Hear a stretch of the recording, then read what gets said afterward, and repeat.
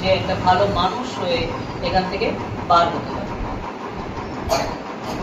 অনেকের লক্ষ্য আছে ভালো ডাক্তার হব, ভালো ইঞ্জিনিয়ার হব, জীবনে প্রতিষ্ঠিত হব, চাকরি বাকরি এগুলো একটা হবে। কারো কারো মনে, আশা করি ছেলেদের বিশেষ করে মনে থাকে যে ব্যবসায়ী হব। মেয়েদেরও বলবো তোমরাও ভাবনা চিন্তা করতে পারো আগামী দিনে ব্যবসা নিয়ে অনেক কিছু করার আছে। ব্যবসা মুসলিমদের জন্য একটা সুন্নতীয় কাজ, সুন্নতের কাজ। নবীজি নিজে ব্যবসা করতেন। নবীজির প্রথম যিনি ওয়াইফ, স্ত্রী, তার নাম কি? মেয়েরা তো জোরে বলবে, গলা থেকে বার হচ্ছে না। তো হ্যাঁ, তোমরা ঠিক বলেছ। তিনিও কিন্তু একজন বিত্তশালী বিজনেস লেডি ছিলেন। কি ছিলেন? বিত্তশালী, অনেক বড় একজন ব্যবসায়ী মহিলা ছিলেন। তাহলে ব্যবসার জায়গাটা ইসলামের দৃষ্টিতে অনেকখানি কিন্তু বড়। ফলে কেউ ডাক্তার, কেউ ইঞ্জিনিয়ার, কেউ ব্যারিস্টার, কেউ মাস্টার, কেউ বড় ব্যবসায়ী আগামী দিনে লুকিয়ে আছে, তোমাদের মধ্যে লুকিয়ে আছে। তোমরা আগামী দিনে কিন্তু পৃথিবীতে রাজ করবে। কারণ তোমরা যেভাবে যতটা আগিয়ে আসো, তোমাদের সমবয়সী যারা পাড়াতে আসে, বিভিন্ন গ্রামে হাটে মাঠে বাটে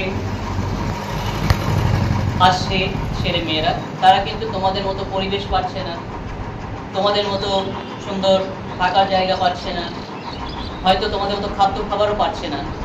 সবচেয়ে বেশি যেটা, সেটা হচ্ছে তোমরা যে পরিমাণে নলেজ পাচ্ছ, সেই নলেজটা কিন্তু তারা পাচ্ছে না।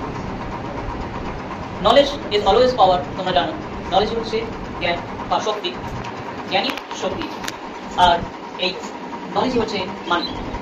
জ্ঞানী অর্থ উপার্জন যদি করতে চাও, you have to learn everything. তোমাদের সমস্ত কিছু শিখতে হবে। তুমি যত নলেজ জ্ঞান করবে, তত তোমার কাছে অর্থ উপার্জনের বিভিন্ন রাস্তা হয়ে যাবে। এটা একটা সাইন। পড়াশোনা আমরা করতে এসেছি শুধু অর্থ উপার্জন করবো এই জন্য নয়, বাইরে আমাদের একটা ঠিক আছে। সেদিকটা কি? ভালো করে মানুষ তৈরি হবে।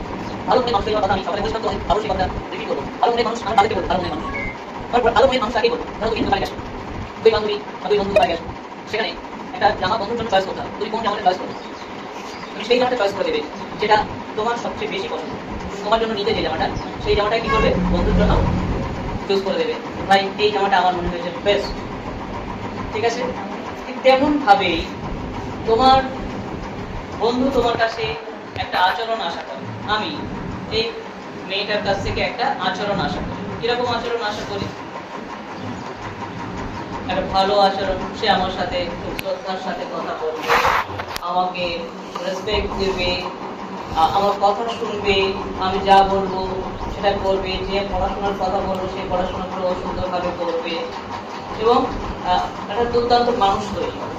এটাই কিন্তু আমার ওর কাছে চাওয়া। অপোজিট সাইড থেকে ও কি আমার কাছে চাই?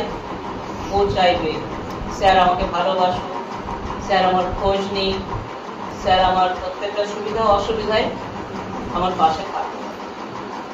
এইটাকে বলা হয় গোল্ডেন রুল।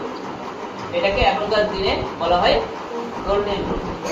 ইসলামের পরিভাষায় তোমার বন্ধুর সাথে, তোমার আত্মীয় স্বজনের সাথে মিশবার তরিকা, পথ, পন্থা এটাই। তুমি নিজের জন্য যেটা আশা করো অন্যের কাছে, সেই জিনিসটাই তুমি অন্যকে দেবে। যে ব্যবহার তুমি অন্যের কাছে আশা করছো, তুমিও সেই ব্যবহার অন্যকে ফিরিয়ে দাও। তুমি নিশ্চয়ই কারো কাছে আশা করো না সে আমাকে গালাগালি দেবে। তুমি কখনোই আশা করো না যে ওই বন্ধুটা আমাকে খুব বাজে ভাবে ব্যবহার করবে বা বাজে একটা